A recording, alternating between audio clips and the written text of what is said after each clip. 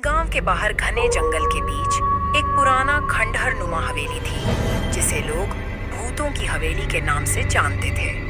कहते हैं वहां रात में अजीब अजीब आवाजें आती थीं। गांव वालों के बीच एक कहानी प्रचलित थी।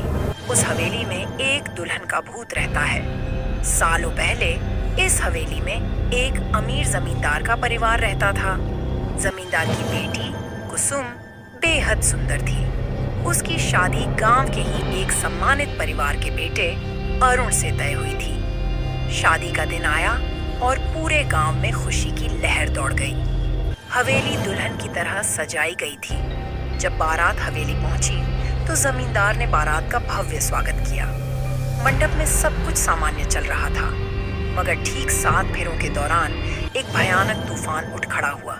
हवेली की छत से अचानक एक बड़ा झूमर गिरा और कुसुम की मौत हो गई। कुसुम की असामयिक मृत्यु से शादी अधूरी रह गई। कहते हैं उसकी आत्मा इस बात से बेहद क्रोधित और दुखी थी। कुछ दिनों बाद हवेली के आसपास रहने वाले लोगों ने अजीब घटनाएं देखनी शुरू की। रात में दुल्हन के गहनों की झनकार सुनाई देती। किसी को दुल्हन की लाल जोड़े में सजी परछाई नजर आती। कई साल बाद उस हवेली में रहने का साहस एक परिवार ने किया। परिवार के मुखिया मोहन ने गांव वालों की बातों को अंधविश्वास मानकर अनदेखा कर दिया। मगर पहली रात ही अजीब घटनाएं होने लगी।